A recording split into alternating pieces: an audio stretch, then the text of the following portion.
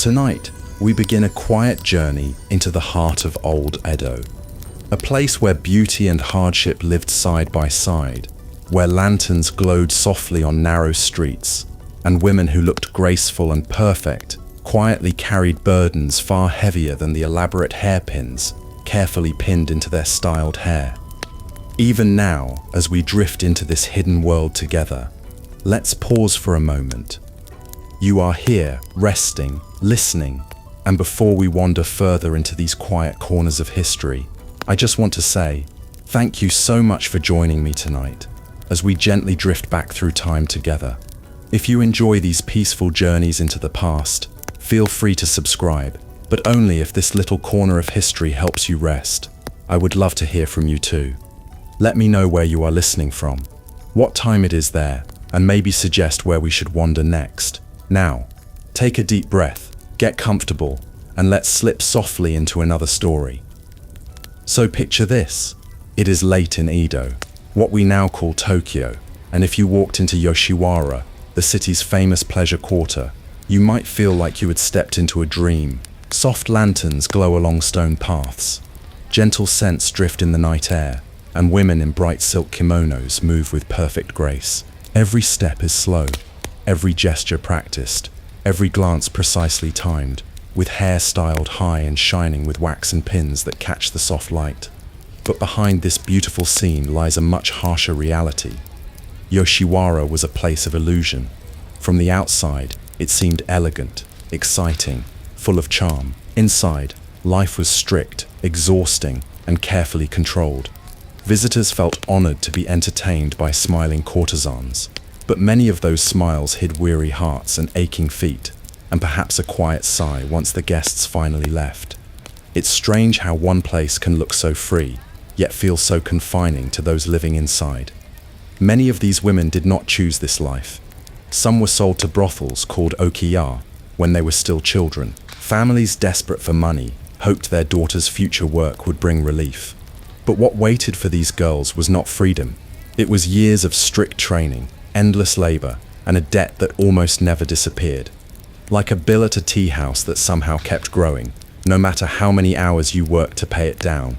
A courtesan's life wasn't just about looking beautiful, it was about mastering endless skills. They learned how to walk with grace, pour tea perfectly, play the shamisen, recite poems, and laugh at old jokes from tipsy guests, even when they had heard the same joke 3 nights in a row. And there were plenty of old jokes, no doubt about that. Then there was the physical strain. The silk kimonos were heavy, often several layers thick, and tightly wrapped. Courtesans styled their own hair into elaborate shapes, using wax and pins that pulled on their scalps all day. Beautiful, yes. Comfortable, not really. Their faces were painted pure white, with lips painted small and bright red, but the makeup they used often contained lead. So not only did it cover imperfections, it may have caused a few new ones along the way. Still, looking flawless was expected, no matter the toll. The job wasn't simply to entertain, it was to create the perfect illusion, to make every guest feel important, charming, interesting, even when, if we're being honest, many guests were none of those things. And the footwear didn't help. Tall wooden sandals called geta made every step more difficult. Walking gracefully in those was a challenge on its own. Walking gracefully while tired, tipsy, and weighed down by layers of silk, that was practically an Olympic sport. There were no medals awarded, of course, just long nights and sore feet. Even when the guests left, life didn't slow down. Rules, curfews, schedules, everything strictly enforced. Courtesans couldn't choose their clients or even their meals. Every detail of their day was arranged by the okiya. Even their smiles were part of the act, not a sign of joy, but part of the job. Yet outside Yoshiwara, society admired these women. Artists painted them. Poets praised their elegance.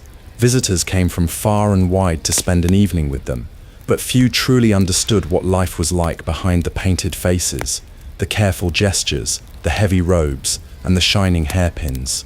That is why we begin our journey here, because for all its music and lanterns, Yoshiwara was as much a cage as a pleasure quarter, a place where women lived behind painted masks, where every bow and laugh was part of the performance, and where freedom was something most could only dream about, if they even had time to dream at all. In the chapters ahead, we will wander deeper into this hidden world. We will explore how these women became courtesans, what they endured, and the shocking, sometimes heartbreaking hardships that shaped their lives. But for now, as you rest, imagine yourself walking these quiet lantern-lit streets. Shadows flicker behind paper screens. And remember, behind every graceful step, behind every careful smile, there was a human story.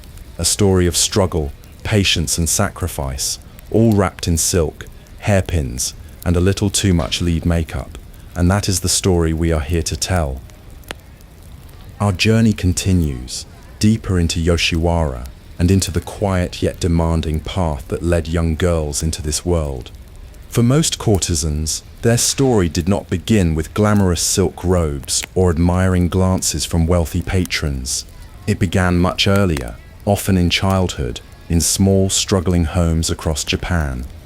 Poverty was a constant shadow in many families' lives. When money grew scarce, some families made a painful decision to sell a young daughter to an okiya, a brothel house, in the hope that this would lift their burdens.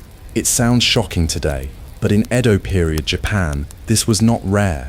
Sometimes the girl was as young as 7 or 8 years old.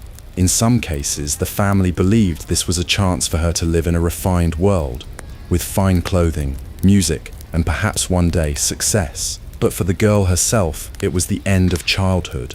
Once inside the okiya, life became strict, disciplined, and carefully controlled. She was no longer a child, but an apprentice, on the long path to becoming a courtesan.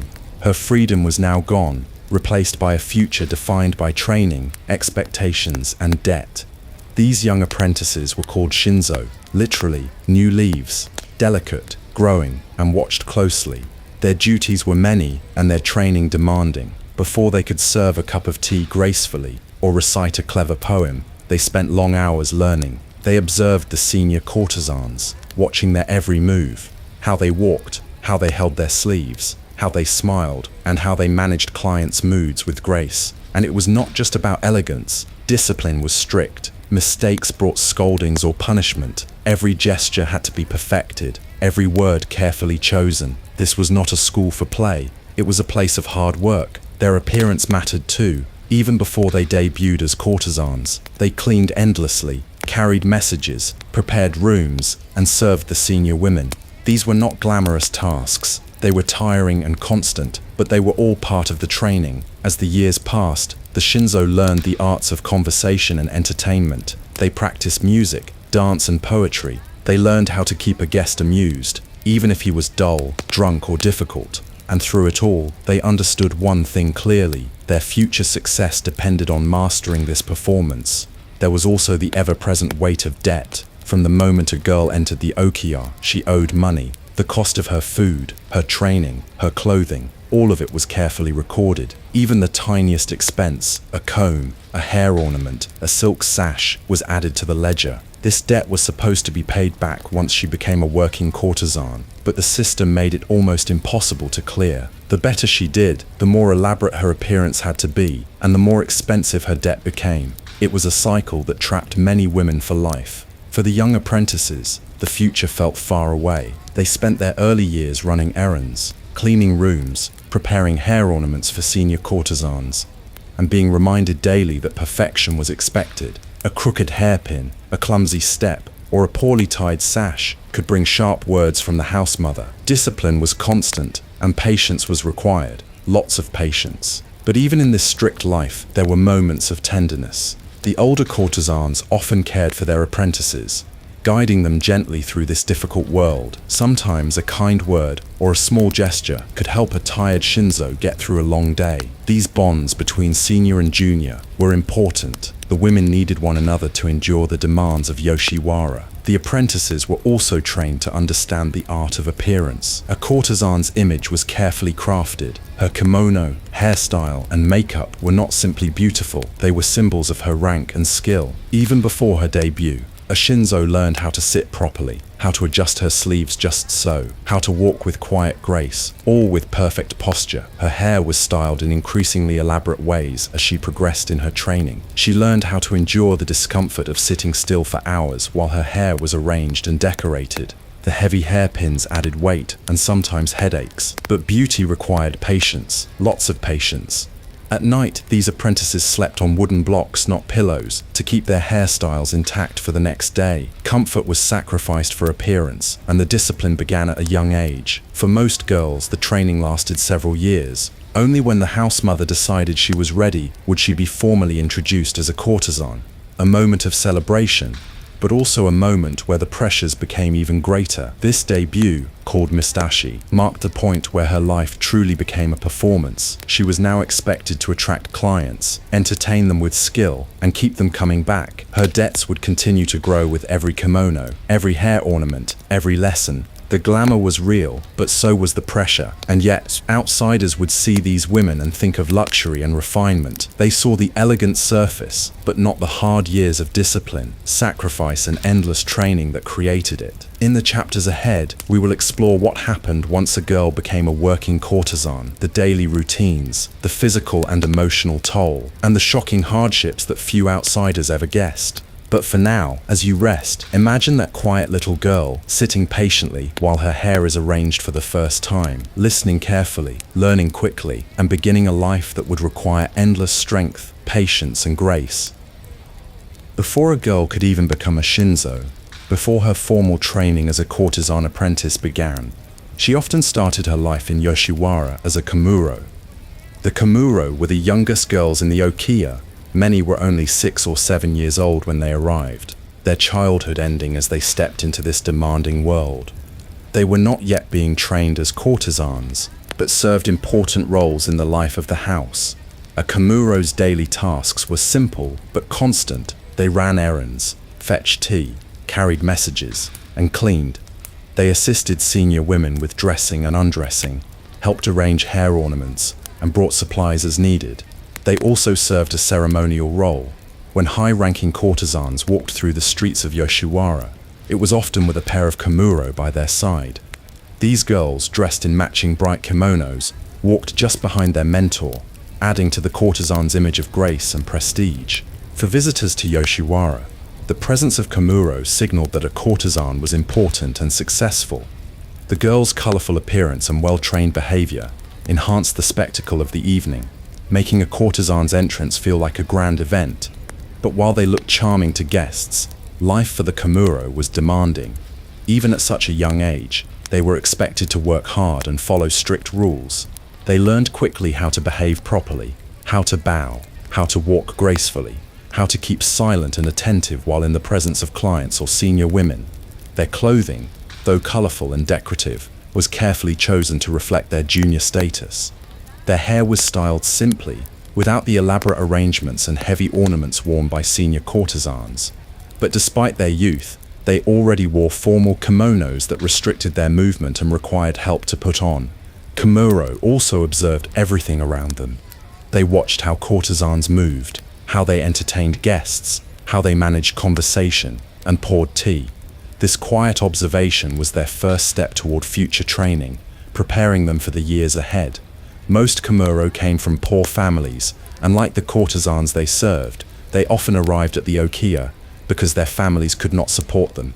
Some were daughters of courtesans themselves, born into the system and raised within its walls.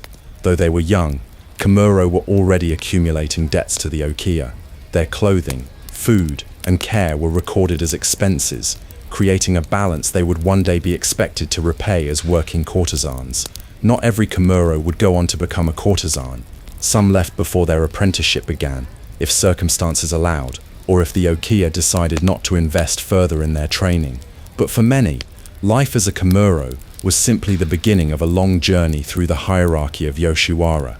The relationships between Kamuro and senior courtesans varied. Some older women treated their young assistants kindly, offering guidance and protection in an otherwise harsh world. Others were stricter, expecting obedience and perfection at all times. But even for the kindest mentors, the relationship was shaped by the rigid hierarchy of the Okiya. A Kamuro was a helper first, a child second. Her role was to serve, observe, and prepare. For a courtesan, having well-trained Kamuro at her side was a mark of status. Their presence added to her prestige, signaling that she was successful enough to mentor the next generation. For the Kamuro themselves, This meant that even as children, they played a visible part in maintaining the courtesan's image. The role of Kamuro highlights just how early the training and discipline of Yoshiwara began. Long before a girl could entertain a guest, she learned how to bow at the right angle, how to speak politely, how to walk with grace, and most of all, how to watch and learn. This early training shaped their futures. By the time they reached their teens and became Shinzō, much of the discipline and skill expected of them was already familiar. Visitors to Yoshiwara might have seen the Kamuro as charming decorations, small figures adding color and liveliness to the scene. But for the girls themselves, their work was serious, their training constant, and their future uncertain. In the next chapter, we will return to the courtesan's health, the physical toll this life took on women who spent years perfecting their craft while enduring strict schedules, heavy clothing, and constant demands. But for now, as you rest, imagine the quiet steps of the Kamuro, walking carefully behind their mentor through the narrow streets, their bright kimonos fluttering, their small hands carrying the tools of beauty and elegance, their eyes watching everything, already learning what life in Yoshiwara would one day expect from them. By the time a courtesan stepped fully into her role, she did so already carrying a quiet but heavy burden, debt. From the very beginning, even as a child apprentice, she owed money to the okiya, the brothel house that fed her, clothed her, trained her, and controlled almost every part of her life. The system was simple on the surface, but nearly impossible to escape. Everything provided to her, every kimono, hairpin, lesson, meal, and even the oil used to style her hair, was carefully recorded in a ledger. At first glance, it may have seemed like a fair deal. The okiya invested in her success, and she would repay them later from her earnings as a courtesan. But the truth was far more complicated. The cost of these goods and services was inflated. A hair ornament that might have been simple and affordable elsewhere suddenly became an expensive luxury when supplied by the okiya, and the more successful the courtesan became, the more elaborate and expensive her appearance had to be. It was a strange cycle. Success brought more clients, but also more expectations. A popular courtesan needed the finest kimonos, the most dazzling hairpins, and the freshest cosmetics. All of this came from the okiya, and all of it was added to her debt. Her income was also not fully her own. When a client paid to spend an evening with her, the money did not go directly into her hands. Most of it went to the okiya, covering expenses, with only a portion credited toward her growing debt.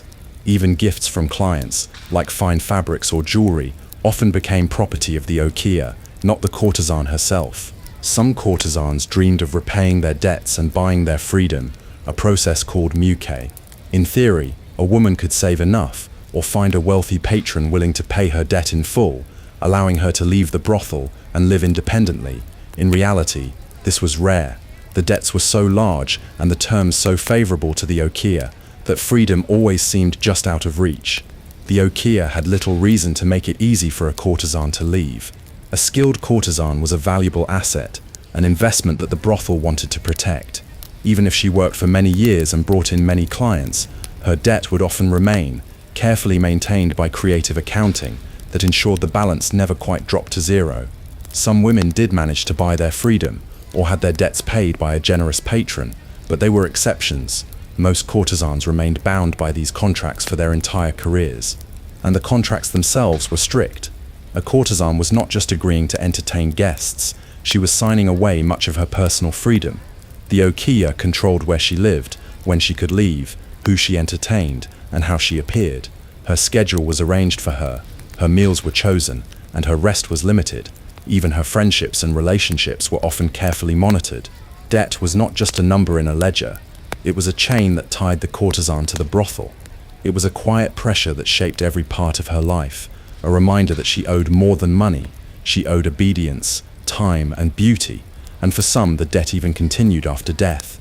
If a courtesan passed away before her debt was paid, it could sometimes be transferred to another woman in the same okiya, usually a younger apprentice, creating a cycle that passed from one generation to the next. Visitors to Yoshiwara rarely thought about these hidden details. They saw beauty, grace, and entertainment, not contracts, debts, and ledgers. They enjoyed the illusion without understanding the cost. And yet, despite these challenges, Many courtesans performed their roles with remarkable skill and resilience. They laughed when expected, entertained with charm, and maintained their appearance, all while carrying the quiet knowledge that their lives were never truly their own. The irony was striking. The more successful a courtesan became, the deeper her debt could grow. A woman admired and praised by wealthy guests might return to her rooms at night, exhausted, and knowing that her debt balance had barely changed, or had even increased after a night of work. And so debt shaped everything. It determined how long a woman worked, how she dressed, who she entertained, and even what future, if any, she could hope for outside Yoshiwara. In this way, the contract between a courtesan and the okiya was more than a business arrangement. It was a quiet but constant reminder of ownership and control. In the chapters ahead, we will explore the daily life of the courtesan in more detail, the routines, rituals, and subtle pressures that filled every day and night. But for now, as you rest, imagine the quiet sound of a brush writing numbers in a ledger, each item added carefully, each number recorded, a list that grew longer with every passing day, silently shaping the life of a woman, admired by all but owned by the house she served. Before we return to the world of apprentices and training, it is worth pausing to ask, who exactly came to Yoshiwara? Who were the men who passed through the district's guarded gates, seeking the company of courtesans? The clientele of Yoshiwara was surprisingly varied. Although the pleasure quarter sat apart from the rest of Edo, it attracted visitors from almost every part of society. Many of the visitors were merchants. In Edo period Japan, merchants often had wealth, but little formal status. Yoshiwara offered them a place where money mattered more than social rank, a space where even a common merchant could spend an evening surrounded by elegance, sophistication, and skilled conversation. For many, it was a chance to show off their success, wearing fine clothing, and treating their companions to expensive food and drink. Samurai also visited Yoshiwara. Despite their formal role as warriors and officials, many samurai sought entertainment and relaxation. Yoshiwara allowed them to escape the rigid expectations of their public lives and enjoy a world where wit, charm, and beauty were on display. Of course, not every samurai could afford the finest courtesans, but the prestige of the district attracted men from all levels of the warrior class.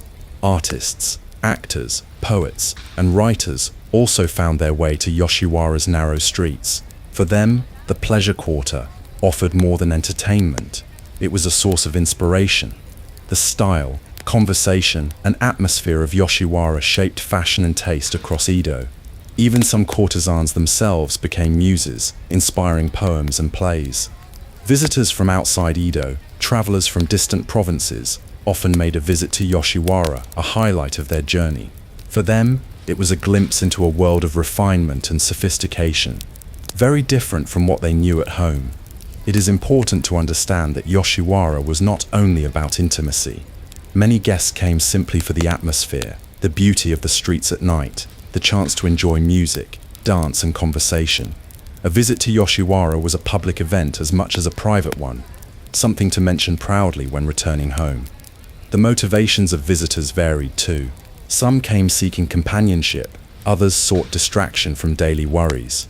For a lonely merchant or a bored official, Yoshiwara offered an escape from routine life, a carefully crafted illusion of warmth, attention, and elegance. But even for the wealthiest guests, Yoshiwara had its rules. Men could not simply walk into any okiya and request time with the most famous courtesans. Appointments had to be made, introductions arranged. High-ranking courtesans especially could choose whom they entertained, at least in theory, and many maintained long-standing relationships with preferred clients. For the guests, part of the appeal was this sense of exclusivity. The most sought-after courtesans were known by name across Edo, and spending time with them was a mark of wealth and status. At the same time, many visitors never saw the true realities of life in Yoshiwara. They admired the elegance and performance, but remained unaware of the hardships hidden behind the scenes. The debt, the strict schedules, the physical strain. And while clients might think themselves special, courtesans viewed each evening as part of their work. Even when a guest believed he had won her heart, her kindness was often part of the performance. a carefully crafted illusion designed to keep him entertained and returning. In this way, the clientele of Yoshiwara played a central role in shaping the lives of courtesans. Their preferences influenced fashion, style, and conversation. Their money supported the okiya system, and their expectations, sometimes generous, sometimes difficult, shaped the daily routine of the women who worked there. In the next chapter, we will return to the story of the apprentices, the Shinzō, and the long road they traveled before stepping fully into this world of guests, expectations, and performance. But for now, as you rest, imagine the soft sound of footsteps in the narrow streets of Yoshiwara. Merchants, samurai, travelers, and artists, each drawn by the glow of lanterns and the promise of beauty and escape. Before a girl could become a full courtesan, she first had to serve a long and demanding apprenticeship. This was a time of discipline, observation, and constant learning, a path filled with rules, expectations, and very few comforts. The young apprentices were called Shinzō, a term that means new leaf, a perfect image for girls who were just beginning to grow in this carefully controlled environment. But this was no gentle garden. The life of a Shinzō was strict, full of work, and watched closely by everyone around them. The apprenticeship began the moment a young girl entered the okiya. Her childhood ended at the threshold. Her days were no longer her own. From morning until late at night, every moment was filled with tasks and training. Much of her early work was simple but exhausting. She cleaned floors, washed dishes, prepared tea, helped dress senior courtesans, and ran errands. She learned how to move quietly, how to carry objects with grace, and how to wait patiently, very patiently. But alongside these tasks, she was also absorbing the craft. A Shinzō spent her days watching the senior courtesans closely. She studied their posture, how they held their hands, how they arranged their sleeves, and how they smiled at guests even when they were tired. Every detail mattered. She watched how they listened carefully to clients, how they poured sake just right, and how they kept a conversation flowing, even when the guest had perhaps drunk too much sake and was telling the same story for the third time. The senior courtesans became models to copy, and the Shinzō had to observe carefully, often without speaking, always ready to learn. Training also included formal lessons. A future courtesan was expected to master many refined arts: how to play the shamisen, how to sing, how to dance, how to arrange flowers, and how to write elegant calligraphy. These were not hobbies. They were essential skills for entertaining clients who expected sophistication. And then there was the discipline. Mistakes were not easily forgiven. If a Shinzō tripped, spilled tea, spoke out of turn, or forgot a detail, she would be corrected immediately, sometimes sharply. The house mother, or okami-san, ran the okiya like a strict school, making sure every girl knew her place and performed her duties perfectly. The appearance of a Shinzō also mattered. Even though she had not yet debuted as a courtesan, she was expected to look neat and graceful at all times. Her hair was styled with care, often with help, and decorated with simpler ornaments than those worn by full courtesans, but still elegant. The hair itself was her own, no wigs. It was pulled and shaped into styles that required patience to maintain. At night, she would sleep on a wooden block instead of a pillow to keep her hairstyle intact for the next day. This may sound uncomfortable, and it was, but it was part of life in the okiya. Her clothing was more modest than that of a senior courtesan, but still formal and restrictive. Even walking was a lesson. A Shinzō learned how to glide gracefully, how to keep her head held just so, and how to bow with perfect timing. The training lasted for years. A Shinzō was not rushed. Her house invested time and money in her education, because they expected that when she finally debuted, she would represent the okiya proudly and earn it back many times over. During this time, she also formed bonds with the senior courtesans. Some of these women became mentors, offering guidance and occasional kindness. These relationships mattered. The life of a courtesan was hard, and having an older sister figure could help a young apprentice survive the pressure. Of course, not every relationship was warm. The competition in Yoshiwara could be intense, even among women living under the same roof. Jealousy, rivalries, and gossip were part of life in the okiya too. Throughout these years, the Shinzō's debt continued to grow. Every lesson, every meal, every hair ornament was added to her account. By the time she was ready to debut, she already owed more than she could imagine, a burden that would shape the rest of her career. But despite the hard work and strict rules, the day of debut, called Misadashi, was a major milestone. It marked the end of apprenticeship and the beginning of her life as a full courtesan. She would now step forward as an entertainer, companion, and symbol of elegance, but also as a woman bound to her okiya by contract and debt. For the guests of Yoshiwara, this moment seemed like a celebration, a young woman stepping into the world of luxury and refinement. But for the Shinzō herself, it was also a moment where responsibility, expectation, and hardship truly began. In the chapters ahead, we will explore how daily life looked for a full courtesan, her routines, rituals, and the many challenges she faced while entertaining guests. But for now, as you rest, imagine that quiet young girl standing in the shadows, watching her mentor carefully, waiting for the day when she too would step into the center of attention, smiling, graceful, and already carrying the weight of years of discipline and debt. In Yoshiwara, beauty was not simply about looking attractive, it was an art form, a discipline, and an expectation. For a courtesan, her appearance was central to her work. Clients came to be entertained, but they also came for the spectacle, the lavish kimonos, the carefully arranged hair, the pale white makeup, and the graceful way she carried herself. Maintaining this appearance was demanding. It took time, effort, and above all, endurance. The image of elegance came at a cost, and the courtesans paid that cost every single day. Let us begin with the hair. A courtesan's hair was her own, not a wig, and it was styled into elaborate designs that were both beautiful and heavy.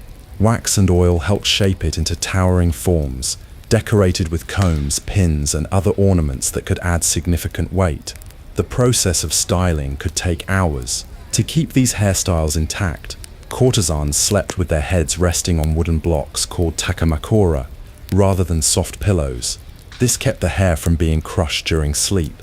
It was uncomfortable to say the least, but necessary. A ruined hairstyle meant more hours in front of the hairdresser, more expense added to her account, and more stress in an already demanding life. Then there was the makeup, one of the most iconic elements of a courtesan's look. Their faces were painted with thick white powder called oshiroi, giving them the distinctive pale complexion admired in that era. This powder was made from white lead, and as beautiful as it looked, it was also dangerous. Long-term use could cause illness, skin damage, and even shorten a woman's life. But it was expected. A courtesan without flawless white skin simply would not attract clients. The red lips, painted small and bright, were another key detail. The lips were carefully shaped with vermilion pigment, creating the distinctive contrast against the white face paint. This look signaled refinement and skill, and it had to be perfect every night. And then of course there were the kimonos. A courtesan's kimono was not just clothing,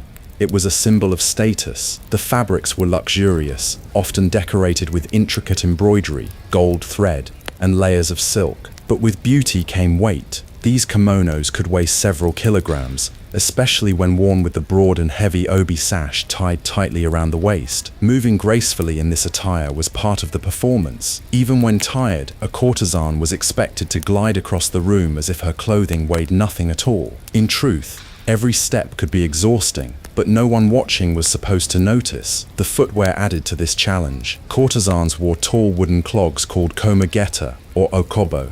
These elevated sandals made walking difficult, especially when combined with heavy robes and elaborate hair. Learning to walk smoothly in these shoes was a skill in itself, part fashion, part endurance test. A courtesan's appearance also changed with her rank. Higher-ranking courtesans wore more layers, more elaborate hair ornaments, and more expensive fabrics. This made them more appealing to wealthy clients, but also increased the physical burden.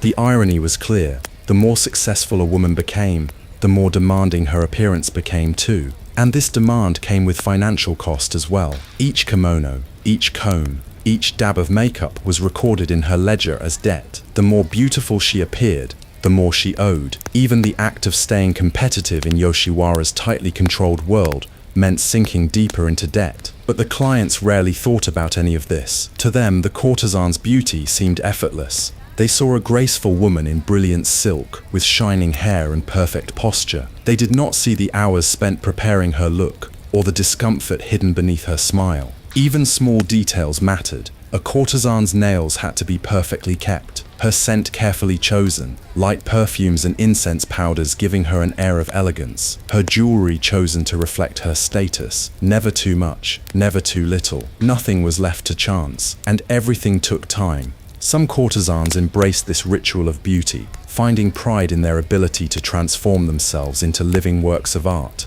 Others quietly resented it, especially the lead makeup and the tight, heavy robes that left little room to breathe. But all of them knew that beauty was their trade. Clients came for conversation, music and companionship, but first and foremost, they came for beauty. Without it, a courtesan would not attract attention or command high fees. This constant need to maintain an image also created intense competition.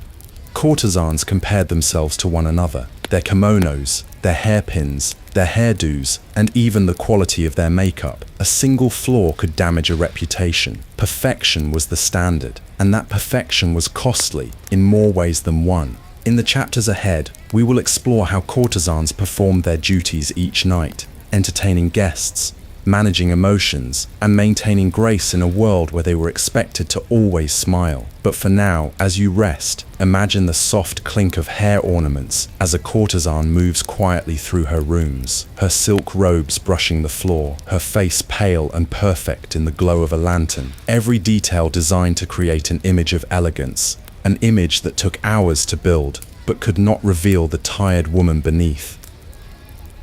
A courtesan's work was not just about beauty, it was about creating an experience. Clients came to Yoshiwara looking for something special, not simply companionship, but a carefully crafted illusion. This illusion was part entertainment, part charm, and part performance. Every evening, the courtesan stepped into a role, acting as the perfect companion. Her job was to make each guest feel important, interesting, and admired, even when, truthfully, the guest was none of those things. The courtesan had to master the art of conversation. She listened carefully, laughed at the right moments, and knew when to speak and when to stay silent. If a guest was shy, she gently encouraged him. If a guest boasted too much, she smiled and let him feel proud. Her goal was to keep the guest comfortable and entertained. She was also expected to entertain through music, dance, and poetry. A skilled courtesan could pick up a shamisen and play beautifully, recite elegant verses, or perform graceful dances that captivated the audience. She needed to know traditional stories and be able to quote famous poetry, all while watching her guest's mood carefully. And all of this happened while she wore heavy kimonos, tall wooden sandals, and kept her perfect hairstyle and makeup intact. No matter how tired she felt or how sore her feet were, she moved gracefully and kept her smile. Clients never saw the effort behind the performance. But it was not just about skill, it was also emotional labor. A courtesan had to act as a companion, a friend, a listener, and sometimes a romantic partner. She offered warmth and attention, even if she felt none of it inside. Clients often imagined they had won the courtesan's heart, that they were special, but the courtesan knew this was all part of the act. Her affection was part of the service. It was her business. This required a careful balance. She could not appear cold or distant, but she could not give herself fully either. Showing too much emotion could create problems, jealous clients, unwanted attachments, or awkward situations. She had to create just enough warmth to make the guest feel valued, but keep her true feelings hidden. It took skill to handle the wide range of clients who passed through Yoshiwara's gates. Some guests were polite and generous. Others were demanding, difficult, or drunk. A courtesan needed to adapt quickly, adjusting her words and manner to fit the situation. Her training prepared her for this, but it was exhausting. Even small details were part of the performance. How she poured sake, how she refilled a guest's cup, how she held a fan, how she bowed. All of it was practiced and refined. The courtesan was also expected to make the evening feel exclusive. Even if she had seen many clients before, she made each guest feel like they were the only one who mattered that night. A regular visitor would return, thinking he was special, not realizing that she had entertained another guest in exactly the same way, just the evening before. And all of this was done under the watchful eye of the Okiya. The house kept careful track of her work, ensuring that she met expectations, maintained her appearance, and kept clients coming back. If she failed to please a guest or did not earn enough, she would be reminded sharply that her success was tied to the house's success. This business of love and entertainment was the heart of Yoshiwara. It was what kept clients returning, spending money, and sustaining the okiya. The courtesan was central to this, a performer who created an atmosphere of elegance and intimacy, even when she was exhausted, uncomfortable, or distracted. Sometimes, a courtesan might genuinely like a client, but this was rare and often dangerous. Falling in love could disrupt her work, distract her from her duties, or even ruin her reputation. It was safer to keep feelings private, hidden behind polite smiles and graceful gestures. The irony was striking. While outsiders often imagined courtesans as carefree women of pleasure, the reality was far more complicated. Their work required constant attention, patience, and self-control. Even their emotions had to be carefully managed. And yet, this performance was what made Yoshiwara famous. Visitors came from far and wide to experience this world of beauty and charm, not realizing that much of what they saw was carefully crafted to keep them happy and spending. In the chapters ahead, we will look at what life was like inside the pleasure quarters themselves, the strict routines, the hierarchy among courtesans, and the rules that shaped every part of their lives. But for now, as you rest, imagine the quiet clink of a shamisen being set down at the end of an evening, the soft rustle of silk as a courtesan bows one final time before retreating behind the screen. Another night of perfect performance complete, the guest pleased, the house satisfied, but the courtesan herself perhaps feeling tired, thoughtful, and ready to prepare for it all again tomorrow. While outsiders saw Yoshiwara as a place of excitement and elegance, the reality inside its walls was far more controlled. Life for a courtesan was not free or glamorous. It was carefully structured, demanding, and watched at every turn. The pleasure quarters themselves were enclosed, almost like a small city within the larger city of Edo. Tall walls surrounded the area, with gates that closed at night.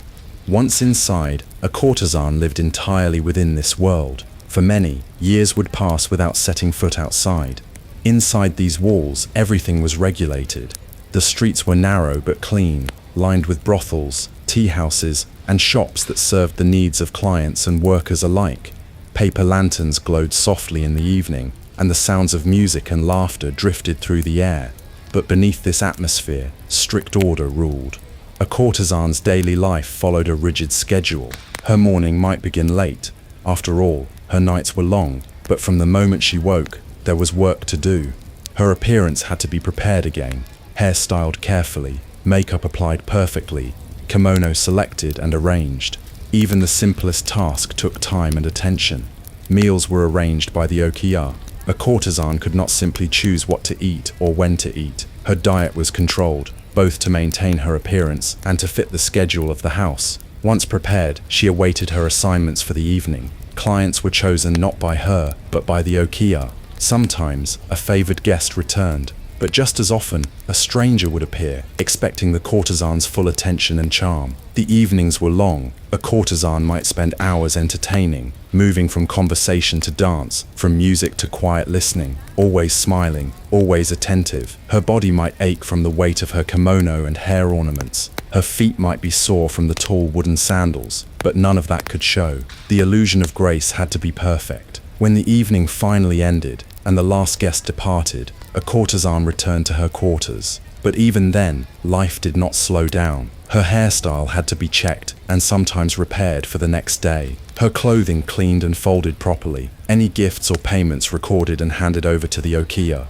The courtesans lived together, sharing these routines, but also competing quietly. Within the okiya, there was a strict hierarchy. Senior courtesans held higher status and more privileges, while junior courtesans and apprentices performed additional duties. The younger women served the older, cleaned their rooms, prepared their tea, and watched them carefully, learning the arts they would one day be expected to master. This hierarchy could create both friendships and rivalries. Older courtesans sometimes mentored younger ones, offering advice or comfort during difficult times. But jealousy was never far away. A new courtesan who attracted too many clients might quickly become the subject of gossip or quiet resentment. The brothel itself was more than just a place to live. It was both workplace and home, with every part designed to support the business of entertaining clients. Rooms were decorated beautifully, with screens, cushions, and soft lighting, but these spaces belonged to the house, not to the women who worked there. Privacy was rare. A courtesan's life was lived under constant supervision. The house mother kept watch over behavior, appearance, and performance. Even in moments of rest, courtesans remained aware that they were being observed and judged. Rules governed everything: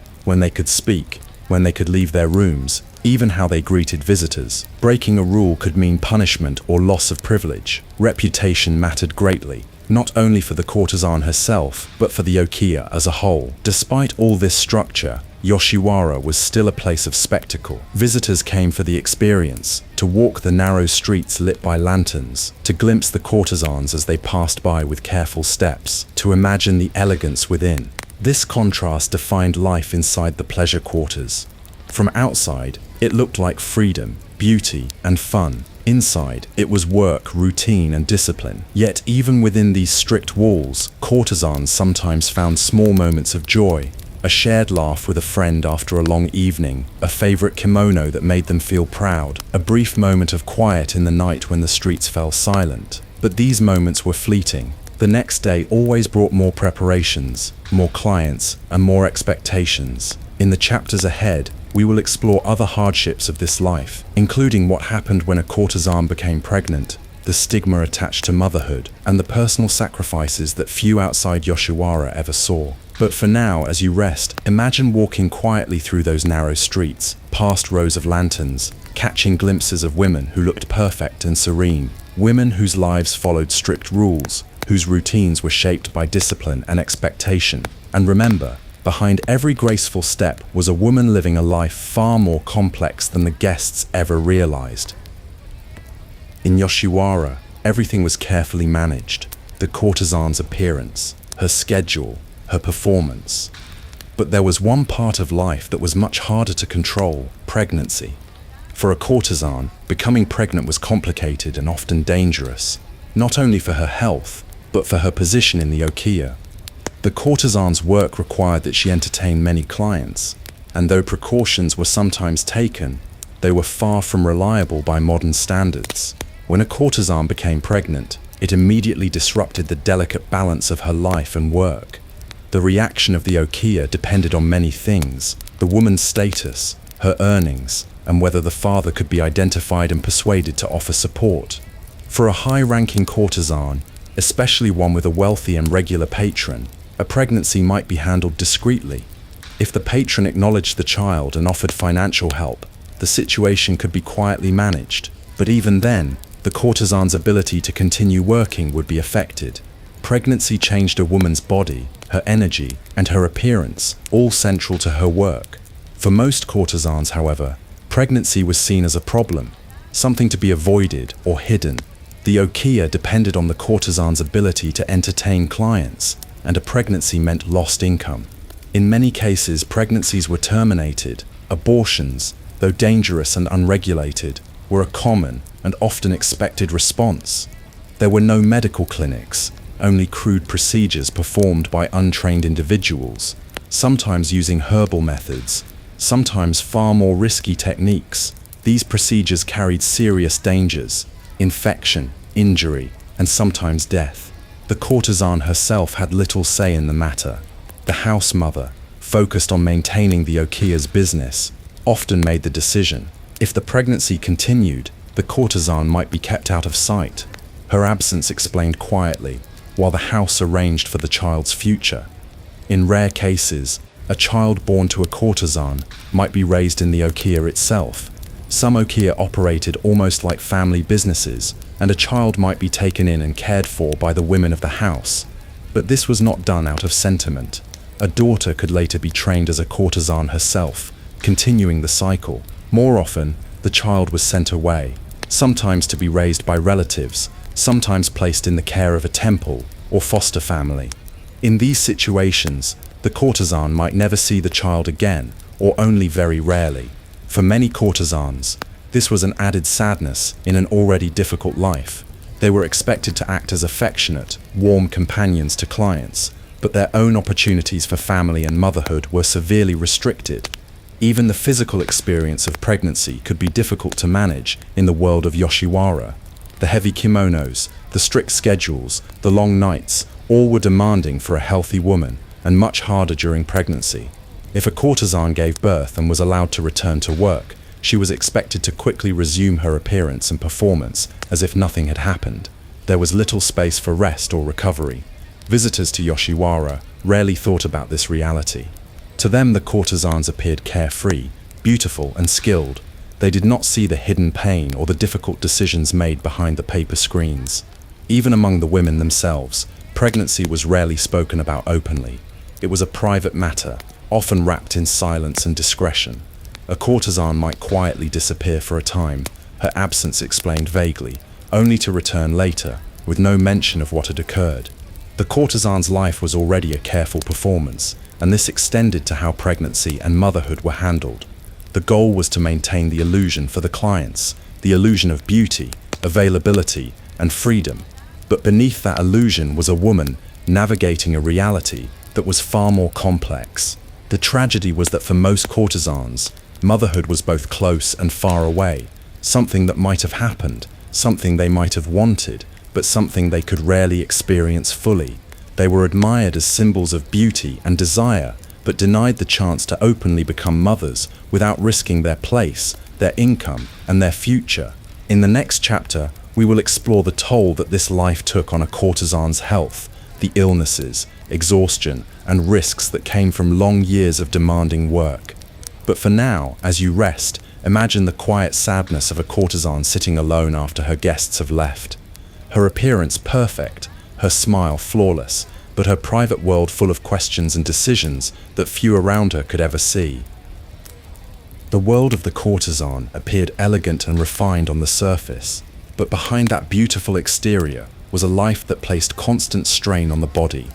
The demands of the work, the expectations of appearance, and the limitations placed on courtesans took a serious toll on their health. Many courtesans suffered from chronic exhaustion. Their schedules were long and irregular, nights filled with entertaining, dancing, and serving, followed by days spent preparing their appearance all over again. Rest was rare and never fully relaxing, because even in moments of quiet, the courtesan remained aware of her duties, her reputation, and the watchful eye of the house. The physical burdens were considerable. The heavy silk kimonos, tightly wrapped with broad sashes, restricted movement, and sometimes made it difficult to breathe comfortably. The elaborate hairstyles added extra strain, pulling on the scalp and requiring hours of maintenance. Even walking required effort. Tall wooden sandals made each step more challenging, especially on uneven streets. The makeup itself posed serious health risks. The white face powder, known as oshiroi, contained lead, a poison that accumulated in the body over time. Prolonged use could lead to skin problems, headaches, fatigue, and in severe cases, lead poisoning that affected internal organs. But because pale white skin was part of the ideal of beauty, courtesans continued to apply this makeup day after day. There were also the dangers that came with their work as entertainers and companions. Courtesans faced the constant risk of sexually transmitted infections, which were common in Yoshiwara. At the time, treatments were limited and often ineffective, and some diseases caused long-term suffering or early death. Many courtesans developed health problems as they grew older. Chronic pain, poor eyesight from long evenings in dim light, digestive troubles from irregular meals, and weakened bodies from years of stress and fatigue. The environment itself was not always healthy. The pleasure quarters were crowded, and diseases could spread quickly. Hygiene standards varied, and although the courtesans took great care with their appearance, this did not protect them from illness. Access to medical care was also limited. While some high-ranking courtesans might have had access to physicians, many relied on basic remedies or advice from other women in the yokiya. Recovery time was short.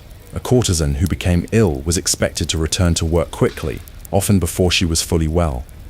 This combination of physical demands, constant stress, poor working conditions, and limited medical care meant that many courtesans had shortened lives. While some lived long enough to retire and leave Yoshiwara, many did not. Their careers often ended not because they chose to leave, but because illness or exhaustion made it impossible to continue. Even retirement offered few guarantees. An aging courtesan who could no longer attract clients had limited options. Without family support or a wealthy patron, she could fall into poverty. The okiya that once invested in her appearance and training might no longer offer help once she ceased earning money.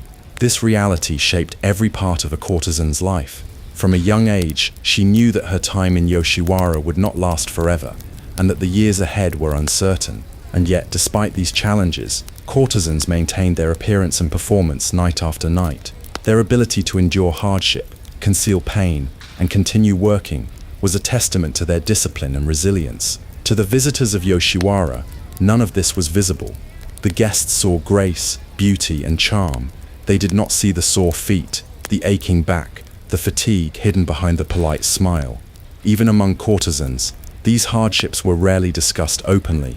Each woman understood that this was part of the life they lived, an unspoken truth shared quietly among themselves. In many ways, the courtesan was expected to be more than just a companion. She was expected to be graceful, healthy, and beautiful, even when her body was tired, sick, or weakened by the very demands of the work she performed. This pressure created a quiet tragedy in Yoshiwara. The women who appeared most elegant and admired were often the ones who suffered the most behind closed doors.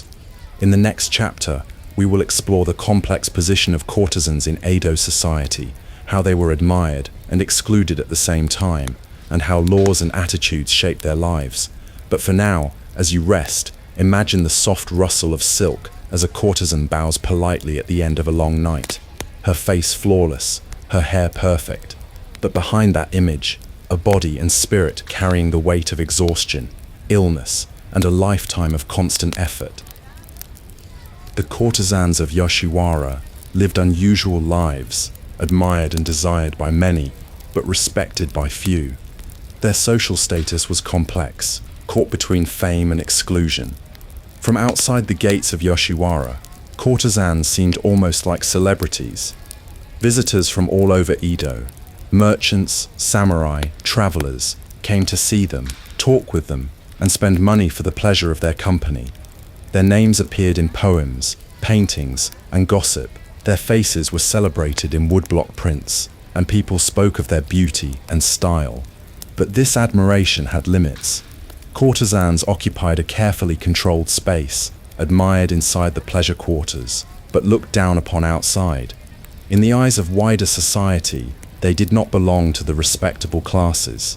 They could entertain powerful men, but they could not enter polite society as equals. This strange position shaped every part of their lives. Courtesans could earn respect inside Yoshiwara, gaining status based on their rank, skill, and popularity. But beyond the gates, they were marginalized, seen as entertainers rather than as women with independent standing. Laws reinforced this division. Courtesans were confined to Yoshiwara and needed permission to leave. They could not own property easily, and they could not marry freely. Even their clothing marked them as different. Their lavish kimonos and elaborate hairstyles made them easily recognizable wherever they went. Marriage, in particular, was difficult. A courtesan who wanted to leave Yoshiwara and marry often needed her debt to be paid in full first, a cost that few could afford without help from a wealthy patron. Even then, marriage did not guarantee acceptance. Many families refused to allow their sons to marry a woman from the pleasure quarters, no matter how beautiful or accomplished she was. At the same time, courtesans lived under strict rules designed to keep them separate. The gates of Yoshiwara closed at night, and guards made sure that women did not leave without permission. This was not only about protecting clients or maintaining order. It was also a way of containing the courtesans' presence, keeping them out of the daily life of the wider city. There was a deep irony in this situation.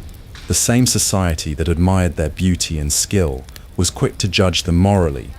Visitors praised their elegance and charm during visits to Yoshiwara, but looked down on them as women whose work placed them outside the boundaries of respectability. For many courtesans, this created a quiet sense of isolation.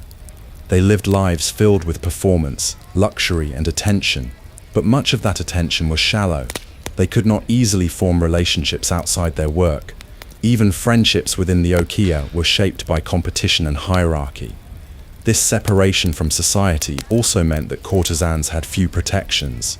If a courtesan became ill or too old to work, there was no pension, no support from the outside world, unless she had saved money or found a patron willing to care for her. She could easily fall into poverty. At the same time, courtesans played an important role in the cultural life of Edo. They helped set trends in fashion and style. Many courtesans were highly educated, skilled in poetry, music, and dance, and known for their quick wit and charm. In this sense, they contributed to the culture even as they were excluded from it. This paradox, admired but marginalized, defined the life of a courtesan. She could rise high in status within Yoshiwara, but remained on the edges of Edo society. Even within the pleasure quarters, courtesans faced competition and hierarchy. The most successful women, the high-ranking oiran, held a special place, commanding high fees and great respect inside Yoshiwara. But most courtesans worked hard for modest earnings, with little chance of rising far or leaving the life behind. Visitors often did not think about these realities. To them, Yoshiwara seemed like a place of pleasure and freedom, but for the women who lived there, it was a place of strict rules, clear boundaries, and a constant reminder of their special but limited place in society. In the chapters ahead, we will explore what escape and freedom looked like, how rare it was, and what it meant for a courtesan to finally leave Yoshiwara behind. But for now, as you rest, imagine a courtesan walking slowly through the narrow streets of Yoshiwara at night. Her kimono bright and beautiful, her hair perfectly arranged, admired by all who saw her. But beyond the gates, beyond the lantern light, a world where she would never fully belong. For most courtesans, Yoshiwara was both a home and a cage, a place where they worked, lived, and performed, but also a place they could rarely leave. Even as they entertained powerful and wealthy men, their own futures were tightly controlled by the okiya and by debt. But sometimes, rarely, a courtesan found a way to leave. The most common path was through what was called muke, the formal buying out of her contract and debt. This was expensive. A courtesan's debts were large, often inflated over years of careful record-keeping by the okiya. Even a successful woman who worked for many years would find that her debt seemed to grow as fast as she earned. To buy her freedom, someone had to pay off that debt entirely. This could not be done secretly or gradually. It was an official process, recorded carefully by the house and by authorities. And the sum was often high enough that only a wealthy merchant, landowner, or samurai could afford it. In some cases, a patron, called a dana, would pay for her freedom and take her as a companion or even a wife.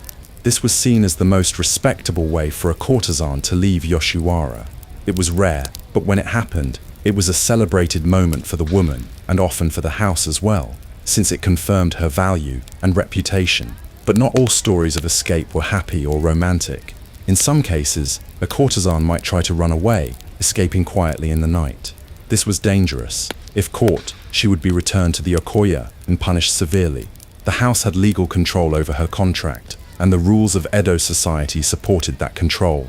Even if she succeeded in escaping, she faced many challenges. Her distinctive appearance, her clothing, hairstyle, and reputation made her easy to recognize. Life outside Yoshiwara was not always welcoming, and most former courtesans struggled to find new work or to be accepted in respectable society. For this reason, true escape was rare. The gates of Yoshiwara were guarded, and courtesans were watched closely by house staff and by other women. Their movements were tracked, and permission was needed to leave even for short errands. Some courtesans hoped that over time, they could save enough money to pay their own debt and leave on their own terms. But this was almost impossible. The costs of maintaining their appearance, along with the debts added to their accounts for clothing, hair ornaments, and makeup, kept them trapped financially. Even gifts from clients often became property of the okiya, and any money set aside privately could quickly disappear if the house discovered it.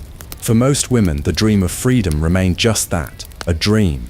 Their working lives continued until they became too old or sick to entertain clients, at which point they often slipped into poverty or found humble work in less prestigious parts of the city. A few courtesans did manage to leave and establish new lives. Some married, some opened small businesses, and some disappeared into the wider world, creating a quiet, anonymous life far from the lantern-lit streets of Yoshiwara. But these were exceptions, not the rule.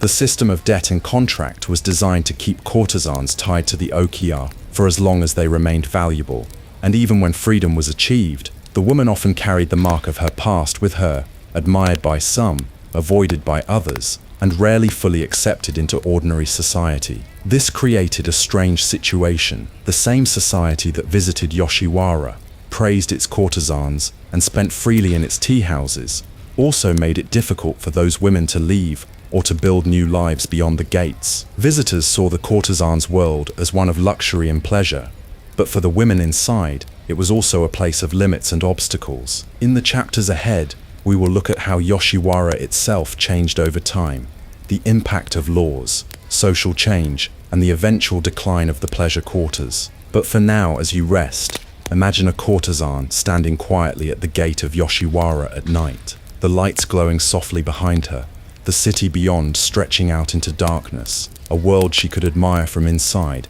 but rarely walk freely, a reminder that for all their beauty and charm, courtesans lived in a world where freedom was hard to reach and even harder to keep. For centuries, the courtesans of Yoshiwara seemed to embody elegance and tradition. They were admired by visitors, celebrated in art, and carefully trained in the arts of conversation, music, and style. But as Japan began to change in the late 1800s, so too did the world of Yoshiwara. The beginning of this change came with the end of the Edo period and the arrival of the Meiji Restoration in 1868. This was a time when Japan rapidly modernized, opening to international trade and adopting new laws, technologies, and ideas. With these changes came a shift in how society viewed places like Yoshiwara. The old system that supported the courtesan lifestyle began to weaken. New entertainment options appeared. Western-style cafes, theaters, and restaurants attracted younger clients. The strict formality of the courtesan tradition, once seen as elegant, began to feel old-fashioned to some. At the same time, changes in law affected Yoshiwara directly. New regulations sought to control and limit prostitution more carefully. Although Yoshiwara continued to operate, it was no longer the only place where entertainment and companionship could be found. The very structure of Yoshiwara, enclosed, separate, traditional, began to seem out of place in a rapidly modernizing Tokyo. Economic change played a role too. As Japan's economy evolved, merchants and clients had new interests and less desire for the expensive and formal courtesan experience. Maintaining a high-ranking courtesan was costly, and many men chose more casual relationships or new forms of entertainment. For courtesans themselves, this meant that opportunities declined. Okiya struggled to attract clients, and fewer girls were brought in as apprentices. Some houses closed entirely, and others tried to adapt by offering less formal services, changing their business to suit new tastes. The decline was slow at first but became more obvious over time. By the early 20th century, Yoshiwara had lost much of its former prestige. Although it still existed, it no longer held the same place at the center of Edo, now Tokyo, culture. And then came disaster. In 1923, the Great Kanto earthquake struck Tokyo and destroyed large parts of the city, including Yoshiwara. The pleasure quarters were reduced to rubble in a single day. Although they were rebuilt afterward, the world had changed. The modern era was now fully underway, and Yoshiwara's place in society continued to shrink. In 1958, Japan passed a new law, the Anti-Prostitution Law, which formally outlawed prostitution and led to the final closure of places like Yoshiwara. The courtesan tradition, which had lasted for centuries, came to an end. But even before this law, the courtesan system was fading. By the mid-20th century, the image of the courtesan had become more of a nostalgic symbol than a living tradition. Some former courtesans moved on quietly, finding new work or retiring into obscurity. Others shared their memories, preserving the history of their profession through interviews and stories. And while the buildings of Yoshiwara disappeared, its history lived on in literature, art, and legend. Today, Yoshiwara is remembered as a unique part of Japan's cultural history, a place of elegance, hardship, performance, and discipline. The courtesans themselves are often viewed with a mix of admiration and sympathy, admired for their beauty and skill, and respected for their endurance in a difficult and demanding world. The decline of the courtesan system was not just the result of changing laws or fashion. It reflected a deeper shift in society, a move away from rigid traditions toward new forms of freedom, equality, and entertainment. The world outside Yoshiwara changed faster than the world inside its walls, and eventually the two could no longer coexist. In the next chapter, we will reflect on what remains today, how the memory of the courtesan lives on in modern Japan, and how her story continues to inspire art and imagination.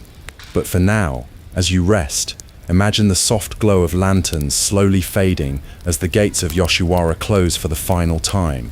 A world that once felt timeless, now part of history, and the courtesans, whose grace and endurance defined that world, finally stepping out of sight. As we reflect on the legacy of the courtesan, it's worth pausing to meet a few of the real women whose lives shaped the history and reputation of Yoshiwara. These courtesans became legends in their time, not only admired for their beauty, but remembered for their wit, talent, and sometimes their bold choices. One of the most famous was Takao II, a high-ranking courtesan from the 17th century. Her name was known throughout Edo, and her reputation for elegance and intelligence drew wealthy clients from far and wide. Takao II became especially well known because of her tragic story with Date Tsunemune, a powerful lord from the Sendai domain. It is said that Tsunemune fell deeply in love with her and tried to buy her freedom, offering a vast fortune to the Okiya. But Takao refused him, a rare act of independence in a world where most courtesans were expected to accept such offers eagerly. According to legend, Tsunemune's obsession turned dark. After being rejected, he is said to have abducted Takao and forced her onto a pleasure boat, where he tried to convince her to marry him. When she continued to refuse, the story goes that he pushed her overboard, leading to her untimely death. This story has been retold many times in plays and novels, and while the details may have been exaggerated over time, it reflects the complicated power dynamics between courtesans and their wealthy patrons. Takao II's reputation lived on, not only as a symbol of beauty, but also as a woman who dared to make her own choice, no matter the cost.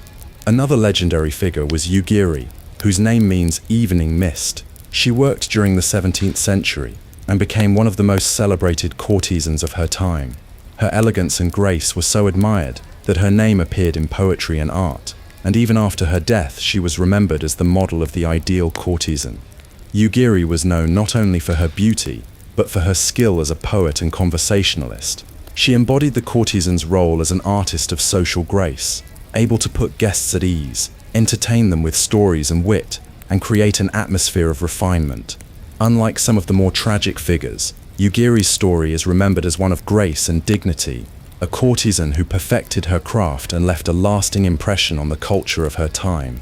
A third name often mentioned is Katsuyama, a courtesan famous for her loyalty and quiet strength. Her story too became legend. She was known for her deep attachment to one client, a samurai named Kamiya Sotan. When he could no longer afford her, Katsuyama is said to have remained devoted to him anyway. Turning away other clients and living modestly, her story touched many people in Edo because it seemed to show that even within the strict commercial world of Yoshiwara, real human feeling could sometimes survive. Of course, as with many of these tales, the details may have been shaped by time and imagination, but the emotions they captured helped cement the courtesan's place in Japan's cultural memory. What these stories share is a sense of the courtesan as more than just an entertainer. These women became cultural icons, admired, remembered, and retold in songs, prints, and plays. Their lives show both the beauty and the hardship of their profession, the ability to charm and inspire while living within a system that offered few choices. These famous courtesans helped set the fashion trends of their day. Their hairstyles, kimono patterns and manners were imitated far beyond Yoshiwara's walls. Visitors who could not afford to spend an evening with them still admired their image and style. At the same time, their fame was a double-edged sword. It brought admiration and attention, but also reinforced their role as public figures, judged by appearance and performance. Their private lives were rarely their own.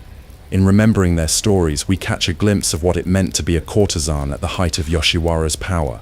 A life lived in public, shaped by both admiration and demand, filled with both elegance and sacrifice. In the next chapter, we will explore the myths and misunderstandings that still surround the courtesan's world, separating fact from fiction and reflecting on why these legends continue to fascinate us today. But for now, as you rest, imagine these women, Takao II, Yugiri, Katsuyama, each one walking the streets of Yoshiwara, admired by all, carefully crafting an image of grace. And behind that image, complex lives of artistry, discipline, and resilience that still inspire curiosity centuries later. Even though the world of Yoshiwara has disappeared, the legacy of the courtesan continues to shape Japan's cultural memory. The image of the elegant woman in her richly decorated kimono, walking gracefully through lantern-lit streets, remains a powerful symbol. Today, many people look back on the courtesan's life with a mixture of admiration and sympathy. Her beauty, skill, and discipline are celebrated, but so too is her endurance, the ability to maintain grace and poise under difficult circumstances. In art, the courtesan remains an important figure. Japanese woodblock prints, or ukiyo-e, often depicted courtesans in beautiful detail. These prints did more than capture their appearance. They reflected the fashions, styles, and culture of their time. Collectors and museums around the world continue to preserve and display these images, offering a glimpse into a world that is long gone. Literature also preserves their stories. Poets and writers from the Edo period wrote about the beauty and sadness of courtesans, often blending romance with melancholy. In modern times, novels, films, and plays have retold their stories, sometimes romanticizing them, sometimes portraying their struggles more honestly. These portrayals reflect a lasting fascination with the courtesan's unique position, admired but marginalized, powerful but confined. In neighborhoods where pleasure quarters once stood, traces of the past remain. Some streets still carry the old names, and a few buildings have been preserved or reconstructed to show visitors what Yoshiwara might have looked like. Guided tours, exhibitions, and historical plaques help keep the memory alive. But beyond the art and history, the courtesan's legacy is also cultural. The styles they help to develop continue to influence Japanese fashion and aesthetics. Their carefully arranged hair, beautifully tied kimono, and graceful posture all became part of the broader image of traditional Japanese beauty. The courtesan also influenced how people think about entertainment, conversation, and hospitality. The art of making a guest feel welcome, important, and at ease was perfected in places like Yoshiwara and left a lasting mark on Japanese culture. Of course, modern understanding of the courtesan's life is more nuanced. While older stories often focused only on romance and beauty, today many people recognize the hardships, discipline, and sacrifices that lay behind the elegant image. The courtesan's life was far from easy, a path shaped by poverty, debt, strict rules, and constant performance. Yet these women managed to create moments of grace, refinement, and skill in a world that demanded much from them. Their legacy is also a reminder of how societies change. The courtesan system reflected a very different era, when rigid social structures defined people's roles and opportunities. The decline of Yoshiwara and the end of the courtesan tradition marked the passing of that world. In modern Japan, geisha sometimes draw comparisons to courtesans, but their roles are quite different. Geisha are entertainers, skilled in music and dance, but they do not offer the same services that courtesans once did. Still, both are seen as keepers of traditional arts and symbols of elegance. For visitors and historians alike, the story of the courtesan offers lessons about beauty, hardship, endurance, and change. Their memory is complex, a mix of admiration for their grace and skill, and respect for the strength they showed in a life filled with challenges. In the chapters ahead, we will look at some of the myths and misunderstandings that still surround the courtesan, separating fact from fiction and helping to understand who these women really were. But for now, as you rest, imagine the quiet streets where they once walked, their footsteps soft, their robes brushing the ground, their faces lit by lantern glow, a world that has faded, but whose memory remains, telling a story of beauty, discipline, struggle, and grace. Even today, the courtesan's world is surrounded by myths, stories that have blended fact and fiction over time. The beauty, elegance, and mystery of Yoshiwara invite imagination, but not every story that survives is true. One common misunderstanding is the idea that courtesans lived lives of freedom and luxury. Because visitors saw their fine clothing, graceful movements, and artistic skills, it was easy to assume they enjoyed a privileged life. In reality, most courtesans worked under strict contracts, lived in debt, and had very little freedom. Their daily routine was carefully controlled by the okiya, and their relationships were part of their work, not personal choices. Another myth is that courtesans and geisha were the same. While both women were entertainers, their roles were different. Courtesans were primarily companions who offered both entertainment and intimacy. Geisha, on the other hand, focused on performing music, dance, and conversation. Their work did not include the same services as courtesans. The confusion between the two continues even today, but in the Edo period, their differences were clear.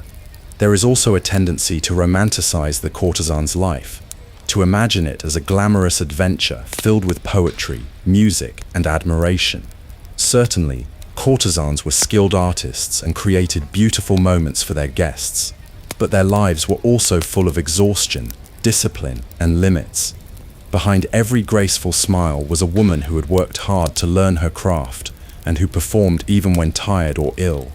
Some people imagine that courtesans could easily escape their life when they wished, that they could simply decide to leave Yoshiwara and return to a normal life.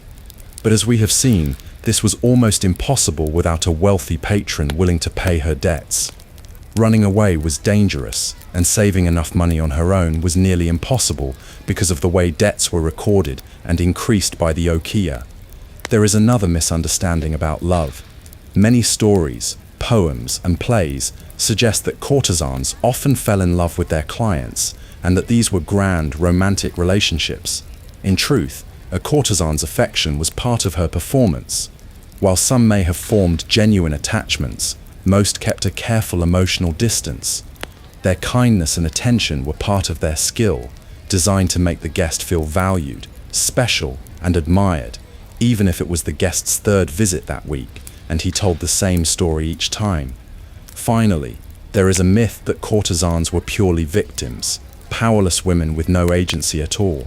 While it is true that their lives were full of hardship and that they lived within a system designed to control them, many courtesans were also skilled, intelligent, and able to navigate this difficult world with great strength. They learned how to manage clients, how to protect their reputations, and how to gain respect within their community. Some rose to positions of high status within Yoshiwara, setting fashion trends and earning admiration across Edo. These myths and misunderstandings continue because the world of Yoshiwara no longer exists. What remains are images, poems, prints, and stories, some accurate, some not. Separating fact from fiction helps us better understand who these women really were. The courtesan's life was not simple or one-dimensional. It was a life of performance, beauty, hardship, and resilience. The women of Yoshiwara were admired for their elegance, but often judged unfairly by the society that visited them. They lived behind painted screens, performed carefully for their guests, and endured both admiration and exclusion at the same time. In the next and final chapter, we will reflect on the lessons we can learn from their story about endurance, grace under pressure, and the human desire for beauty, even in difficult circumstances. But for now, as you rest, think about the quiet truths behind the myths, the real women who smiled, bowed, entertained, and endured, who lived in a world of lantern light and heavy silk. and whose true stories are still worth remembering today. As our journey through the world of the Edo period courtesan comes to a close, it is worth pausing to reflect on the lessons their stories can teach us today. At first glance, the life of a courtesan might seem far removed from our modern world, a closed, distant place filled with traditions, rules, and rituals. But beneath the silk robes and painted faces were real women, whose lives revealed timeless truths about endurance, discipline, and the human desire for beauty and connection. One lesson is about strength. The courtesans of Yoshiwara endured long hours, demanding clients, heavy clothing, strict rules, and constant judgment. Even in the face of hardship, they maintained grace and composure, continuing to perform night after night. Their ability to work through exhaustion and illness reminds us how much quiet strength people can show when circumstances demand it. Another lesson is about discipline. Everything the courtesan did, from how she walked, to how she poured tea, to how she smiled, required careful practice. Nothing was casual or rushed. This dedication to perfection, even in small gestures, shows the power of discipline and focus. There is also a lesson about illusion. The courtesan's life was a performance, crafted to give her clients a sense of beauty, grace, and comfort. Her appearance, her conversation, her skills, all were designed to create an atmosphere where guests could forget their worries. This reminds us how much of life, even today, involves creating impressions and appearances, and how much effort can go into maintaining them. At the same time, the courtesan's story reveals the limits of admiration. Though they were praised, painted, and praised again in poetry, courtesans remained excluded from the respect and acceptance enjoyed by other women. Their value was often tied only to their appearance and charm, not to who they truly were. This reveals something about the nature of fame and admiration itself, how it can be shallow and fleeting, focused on surfaces rather than substance. The courtesan's life also reflects the power of tradition, how customs and expectations can shape people's lives for better or worse. In Yoshiwara, tradition dictated everything: how women dressed, how they spoke, how they entertained, and how they were seen by the outside world. This invites us to reflect on the traditions we inherit today, which ones still serve us, and which ones may limit us without us even noticing. Finally, the courtesan's life reminds us of resilience. Despite the hardships, despite the demands, despite the challenges, many of these women created moments of beauty, refinement, and art. They learned music, poetry, conversation, and dance, and even in a system designed to control them, they found ways to express themselves, support each other, and leave a mark on their world. Their legacy lives on, not just in woodblock prints or romantic stories, but in the cultural memory of Japan, in the styles they popularized, in the arts they preserved, and in the quiet dignity they maintained despite difficult circumstances. Their lives can inspire us today, reminding us that behind every graceful gesture we admire in history, there is often unseen labor, discipline, and sacrifice. Visitors to Yoshiwara may have walked its streets for pleasure and entertainment, but what they witnessed was a carefully maintained world, one that required constant effort from the women who lived there. And so as we close this story, we remember not only the beauty of the courtesans, but also their humanity, their complexity, their skill, their endurance, and their quiet strength. In the end, the courtesan's life was not only about entertainment, it was about surviving in a world that admired them but never fully accepted them, about creating elegance and grace even when they were tired or sad, about mastering their craft while living under constant limits. That is what makes their story worth remembering, not simply the image of the courtesan walking gracefully beneath the lanterns, but the reality behind that image. As you rest, imagine the streets of old Edo fading into the quiet of night, the paper lanterns flickering softly, the sound of footsteps slowing, the women of Yoshiwara stepping back into history, leaving behind a legacy of beauty, endurance, and grace. And that is the story we have come here to tell.